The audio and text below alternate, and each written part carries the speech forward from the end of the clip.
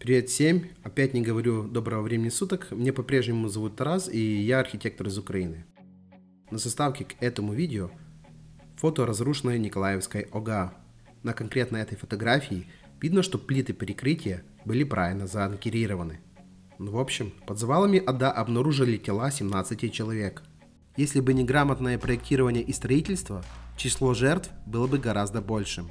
В данном видео я расскажу вам, как, на мой взгляд, изменится проектирование и строительство в Украине после войны. Изменения в строительстве, о которых я буду рассказывать далее, произойдут только тогда, если будут реализованы два варианта исхода войны. Первый вариант, если Украина получит военную победу и российские войска будут выброшены с территории Украины. И в результате военного проигрыша и санкций Российская Федерация не распадется на отдельные государства. Второй вариант, война перейдет в замороженную стадию по типу Корейской войны. В обоих случаях, даже со сменой политического руководства РФ, Россия всегда будет угрозой для Украины и рано или поздно захочет взять реванш. Если же Россия победит в войне или распадется на независимые государства, то глобальных изменений в строительстве не будет, так как в случае победы Российская Федерация ничего отстраивать не станет. У РФ нет ресурсов отстраивать самую большую страну Европы, тем более под санкциями. Это не Чечня, которая меньше по площади и населению, чем только одна Киевская область. Украина просто станет огромной военной базой по аналогии с Крымом, а из мужчин призывного возраста сделают пушечное мясо, уже для нападения на страны НАТО. По той же аналогии, как это сейчас делают с мужчинами из ДНР, которых отлавливают на улицах Донецка и Луганска и в железных касках из 40-х годов с винтовками Мосина гонят на украинские позиции. Ну и в варианте распада РФ на независимые государства также строительство глобально не изменится. Новые государства будут вести войны друг с другом, им уже будет не до Украины. Больше никогда. Все здравомыслящие люди, которые хоть немного знают историю, понимают, что даже если из Украины выкинуть всех оккупантов, по аналогии с Чечней, они рано или поздно вернутся. Ведь до поры до времени Первую Чеченскую войну никто не называл первой. Новое строительство после войны, условно говоря, можно поделить на два вида. Первое капитальное, а второе временное из легких материалов. Все изменения при капитальном строительстве, которые призваны сохранить здоровье и жизни людей во время боевых действий, приведут к удорожанию строительства. Новые строительные нормы будет рационально вводить на тех территориях, на которых потенциально могут вестись боевые действия, то есть граничащие с Российской Федерацией, Черным и Азовскими морями. С другой стороны, ракеты РФ могут накрыть любую точку Украины. И во время Второй войны, если такая случится, нет никаких гарантий, что зона боевых действий не будет по всей Украине. Все упирается в финансы. Если Украине отдадут деньги, конфискованные в Российской Федерации, плюс дадут денег по новому плану Маршалла, то перестроят всю Украину. Если финансирование будет ограничено, то перестроят только пострадавшие регионы и отдельные города типа Харькова и Мариуполя. Второй вид строительства из легких материалов должно максимально быстро и комфортно в каких-то финансовых рамках обеспечить огромное количество людей, которые переселились в западную часть Украины своим жильем. Это будут в основном каркасные, максимально унифицированные модульные дома с деревянными каркасами и утепленными стенами. Если мы говорим об общественной и многоэтажной застройке, то главным строительным материалом, конечно же, будет армированный железобетон. Например, сейчас самым безопасным укрытием после бомбоубежищ, которые проектировались специально на случай войны, являются подземные паркинги. Железобетон показал себя максимально стойким материалом во время обстрелов, с минимально производимым количеством осколков, которые могут повредить человеку. Опыт боев в Донецком аэропорту в 2014 году показывает, что здание с частично железобетонным и металлическим каркасом и с заполнителем с каких-то легких пеноблоков или других аналогичных материалов не дает никакого укрытия от пуль, снарядов и осколков. В таком здании вы не спасетесь. Украинский архитектор Олександр Столовий написал некоторые соображения о том, как изменится жилье после войны. В каждой квартире должна быть отдельная комната с вентиляцией, которая размещена по правилу второй стены внутри квартиры. Правило гласит, что внешняя стена может разрушиться от удара, а внутренняя возьмет на себя обломки стены, оконного стекла и прочее. Поэтому прятаться следует в месте, которое расположено за второй от фасада несущей стеной, в тамбуре, коридоре или прихожей. В данном примере это будет гардеробная спальня или какая-то кладовая. Габариты этой комнаты рассчитаны на количество жильцов в квартире. 0,8 на 2 метра на одного человека, чтобы человек мог лечь. Дверь в такое помещение должна быть перпендикулярна внешней стене, чтобы обломки после попадания не проломили дверь прямым ударом. Если нет такой комнаты, нужно, чтобы в квартире хоть одно помещение, типа санузла, не размещалось у внешней стены.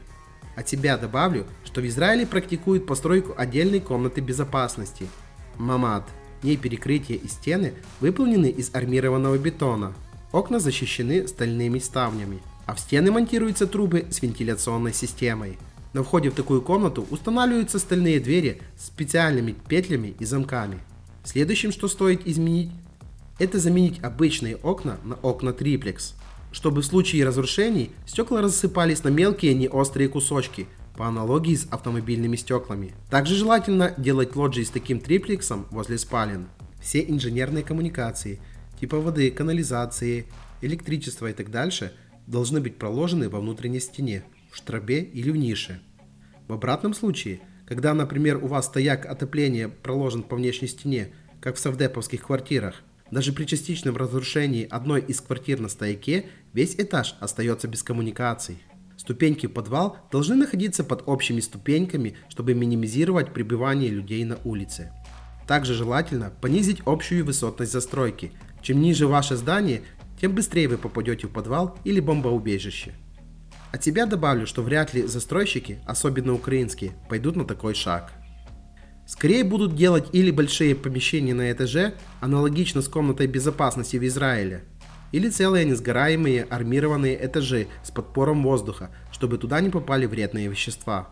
В подвалах добавится какой-то санузел, кладовая для вещей, вентиляция и место для ночлега, ну и конечно же второй запасной выход на случай завала первого. Уровень потолка подвала должен быть ниже уровня грунта около дома, а толщина перекрытия должна быть рассчитана на удержание веса всего дома в случае его завала. Также внутри дома должны быть спроектированы ступеньки типа H4. Новые строительные нормы должны ввести запрет на строительство панелек в зоне потенциальных боевых действий, а также ограничивать строительство домов железобетонным каркасом и заполнителем из кирпича или других легких материалов. От себя добавлю, что многие застройщики наконец-то будут строить дома с подземными паркингами, как альтернативу бомбоубежищу, а не лепить многоэтажки свечи с парковкой на газоне во дворе, как сейчас. В таких паркингах будут делать какую-то специальную армированную огражденную зону, в которой в мирное время будут стоять автомобили, а в случае боевых действий такая зона будет превращаться в полноценное бомбоубежище. Думаю, украинские покупатели гривней проголосуют за такое жилье, особенно те, кто спасся из-под обстрелов. Ну и конечно же в архитектуре будет наблюдаться тренд отказа от стеклянных фасадов. Лучше жить в бетонном здании без панорамных стекол, чем бояться, что где-то во время сна упадет ракета и осколки вас порежут. Если мы говорим об общественной застройке, то конечно же под всеми зданиями, где может быть много народу, типа стадионов, госучреждений, школ, садиков и так далее, выроют полноценные бункеры, если их ранее не было. Если они есть, то их отремонтируют и модернизируют согласно каких-то рациональных норм. Поставят туалеты, проведут интернет, установят резервные источники электричества, проведут отопление и другие блага цивилизации. В городах, в которых нет метро, типа Одессы, Сум, Мариуполя, должны быть созданы большие бункеры глубоко под землей, чтобы их было сложно или почти невозможно разрушить, чтобы не было повторений, как с бункером под драмтеатром в Мариуполе. Когда русская бомба попала в здание театра, в бункере находилось более 1000 человек, и 300 из них погибли. В каждом бункере будет минимальный запас воды и еды. Также в значимых зданиях типа мэрии должна быть оборудована одна или несколько подземных комнат. В ней должны размещаться все средства связи для возможности управлять городскими службами даже во время обстрела. Потому что обстрелы могут вестись целыми сутками, а координация городских служб очень важна. Зная украинских активистов, думаю, они будут пристально следить за ремонтами и строительством таких бункеров после войны. И будут давать люлей местным властям, если те задумают что-то украсть или что-то упростить. Нужно будет перестроить систему оповещения воздушных атак на что-то более современное и цивилизованное. Потому что современная сирена – это штука, которая вызывает панические атаки или нервные срывы, особенно у детей. Да, она создана для того, чтобы вызвать у вас чувство тревоги и заставить где-то молниеносно спрятаться. Она сохраняет вам жизнь, но она не способствует психическому здоровью в долгосрочной перспективе. В общем, в Украине я ожидаю бум компаний, которые будут предлагать индивидуальные укрытия на участках по типу американских. Хороший стартап. Ну и, конечно же, одним из пунктов при проектировании индивидуальных жилых домов станет проектирование подвального этажа или погреба с армированного железобетона. А застройщики коттеджных поселков будут добавлять такое укрытие под каждым домом как опцию. Или для удешевления строить один большой бункер для жителей поселка. Война закончится. Мы похороним наших погибших, поставим памятники нашим героям. И такие города, как Харьков или Мариуполь, мы сможем возродить из пепла, построить заново и построить так, как надо. Без унылых совдеповских панелек, с грамотными градостроительными планами, с использованием новых, качественных, энергоэффективных и экологических материалов. Ну и с новыми крутыми архитектурными проектами, конечно же. Мэр Харькова Игорь Терехов заявил, что на данный момент в городе уничтожено более 1000 административных и жилых построек. И администрация уже собрала команду архитекторов, в том числе из США, которые должны полностью перепланировать и перестроить город. В каждом районе пробурят глубокие скважины для автономного водоснабжения. Будут заново проложены все коммуникации и построены глубокие паркинги. При этом важно, что стиль центра города, который проектировал архитектор Бекетов, будет максимально сохранен. Что я хочу сказать в завершении. Я верю, что Украина выстоит. Я верю, что это будет последняя война за независимость Украины. Мы все отстроим и сделаем это лучше, грамотнее и комфортнее, чем это было когда-либо. Спасибо за внимание. Если будут трезвые мысли, жду вас в комментариях. Всем удачи и слава Украине!